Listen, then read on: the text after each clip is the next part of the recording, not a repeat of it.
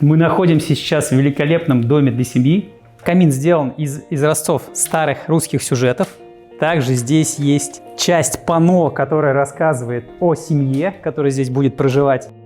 Камин создан был по сюжету старого русского зеленого цвета, как, собственно, и весь дом выполнен в таком же стиле.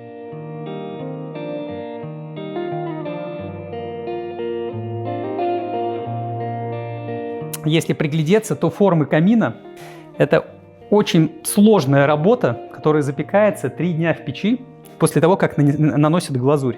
Соответственно, после нанесения глазури 3 дня ожидания мастер ждет, и после того, как выходят изразцы, цвет может быть абсолютно другой.